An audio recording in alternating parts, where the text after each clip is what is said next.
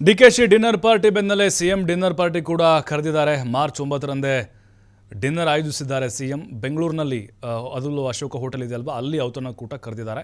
Budget ಕಾರ್ಯಾಗಾರ ನೆಪದಲ್ಲಿ ಶಾಸಕರಿಗೆ ಊಟ ಹಾಕಿಸ್ತಾ ಇದ್ದಾರೆ. ಮಾರ್ಚ್ 11ಕ್ಕೆ ಶಾಸಕಾಂಗ ಪಕ್ಷದ ಸಭೆ ಕೂಡ ಕರೆದಿದ್ದಾರೆ ಸಿಎಂ.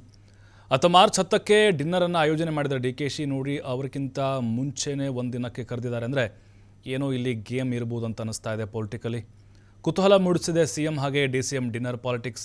ಇದರಿಂದ ಏನಾದರೂ ಒಂದು ಸಂದೇಶ ಕೊಡುವಂಥ ತಂತ್ರಗಾರಿಕೆ ಇರಬಹುದಾ, ಅಥವಾ DK ಶಿವಕುಮಾರ್ ಅವರಿಗೆ ಟಕ್ಕರ್ ಕೊಡೋಕ್ಕ? ಅವ್ರ ಪರ ಎಷ್ಟಿದ್ದಾರೆ, ನಮ್ಮ ಪರ ಎಷ್ಟಿದ್ದಾರೆ, ಒಂದು ರೀತಿ ನೋಡೇ ಬಿಡೋಣ ಒಂದು ಕೈ ಎನ್ನುವಂಥದ್ದು ಬಲಾಬಲ ಪ್ರದರ್ಶನ ಆಗ್ತಾ ಇದೆ. ಇಲ್ಲಿ ಪ್ರತಿಷ್ಠೆಯಾಗಿ ತೆಗೆದುಕೊಂಡಿದ್ದಾರೆ ಇಬ್ಬರು ನಾಯಕರು. ಮೊನ್ನೆ DK ಶಿವಕುಮಾರ್ ಅವರು ಬೆಂಬಲಿಗರು ಒಂದು ಡಿನ್ನರ್ ಪಾರ್ಟಿ ನಡೆಸಿದರು. ಅದರಲ್ಲೂ ಶಾಸಕ ಮಾಗಡಿ ಬಾಲಕೃಷ್ಣ ಅವರ ಹುಟ್ಟುಹಬ್ಬದ ನೆಪದಲ್ಲಿ. ಅದಾದ ಮೇಲೆ ಸಿದ್ದರಾಮಯ್ಯನವರು ಬಣದವರ ಕಣ್ಣು ಕೆಂಪಾಗಿಸ್ತು ಈ ಒಂದು ಬೆಳವಣಿಗೆ. ನಾವು ಕೂಡ ಕಡಿಮೆ ಇಲ್ಲ ಅಂಥೇಳಿ ಈಗ ಅಖಾಡಕ್ಕೆ ಇಳಿತಾ ಇದ್ದಾರೆ.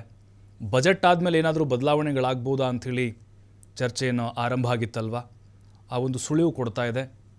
ಮತ್ತು ಸಿದ್ದರಾಮಯ್ಯನವರು DK ಶಿವಕುಮಾರ್ ಅವ್ರಿಗಿಂತ ಮುಂಚೆನೇ ಈ ಔತಣಕೂಟವನ್ನು ಏರ್ಪಡಿಸಿರೋದು DKಶಿ ಪಾಳ್ಯದಲ್ಲೂ ಕೂಡ ತಳಮಳ ಸೃಷ್ಟಿ ಮಾಡಿದೆ. ನಾವು ಯಾರ ಊಟಕ್ಕೆ ಹೋಗಬೇಕು ಅಂತ. ಸಿದ್ದರಾಮಯ್ಯನವರು ಕರೆದ್ರೆ ಊಟಕ್ಕೆ ಹೋದರೆ ಮತ್ತು DKಶಿ ಅವ್ರ ಕಣ್ಣು ಕೆಂಪಾಗಿಬಿಡುತ್ತೆ. DK ಶಿವಕುಮಾರ್ ಅವರು ಕರೆದಂಥ ಔತಣಕೂಟಕ್ಕೆ ಹೋದರೆ ಸಿದ್ದರಾಮಯ್ಯನವರು ಮತ್ತೆ ಗುರ್ರ ಅಂತಾರೆ.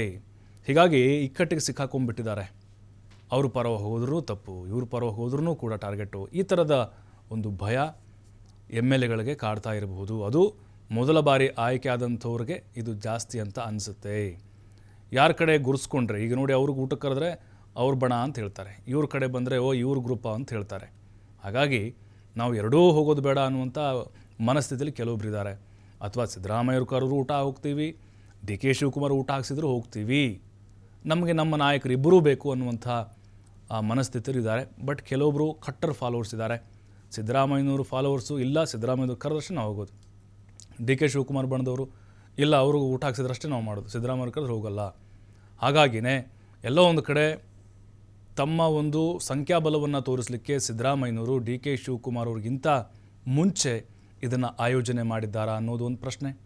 ಅದರ ಜೊತೆಗೆ ಅಲ್ಲಿ ಹೋಗುವಂತಹ ಶಾಸಕರು DK ಶಿವಕುಮಾರ್ ಅವರು ಕರೆದ್ರೆ ಹೋಗ್ತಾರಿಲ್ಲವಂತ ಟೆಸ್ಟ್ ಮಾಡಲಿಕ್ಕೆ, ಅಂದರೆ ಹದ್ದಿನ ಕಣ್ಣಿಟ್ಟಿದ್ದಾರೆ ಸಿದ್ದರಾಮಯ್ಯನವರು ಆಲ್ರೆಡಿ. ಜೊತೆಗೆ ಅವರ ಆಪ್ತರನ್ನು ಕೂಡ ಮುಂದೆ ಬಿಟ್ಟಿದ್ದಾರಂತೆ. ಯಾರ್ಯಾರೆಲ್ಲಿ ಹೋಗ್ತಾರೆ, DK ಶಿವಕುಮಾರ್ ಅವ್ರ ಜೊತೆಗೆ ಯಾರೆಲ್ಲ ಗುರ್ಸ್ಕೊಳ್ತಾರೆ, ಯಾರು ಡಿನ್ನರ್ ಪಾರ್ಟಿ ಕರೆದಾಗ ಹೋಗಿದ್ರು, ಈಗ ಬರ್ತಾರಾ ಇಲ್ವಾ ಟೆಸ್ಟ್ ಮಾಡೋಣ, ನಮ್ಮ ಪರ ಯಾರಿದ್ದಾರೆ, ಅವ್ರ ಜೊತೆಗೆ ಯಾರಿದ್ದಾರೆ, ಒಂದು ರೀತಿ ಎಣಿಕೆ ಆಗ್ತಾ ಇದೆ. ಇದು ಅಂದರೆ ಬಲಾಬಲ ಪ್ರದರ್ಶನದ ಒಂದು ಬೆಳವಣಿಗೆ.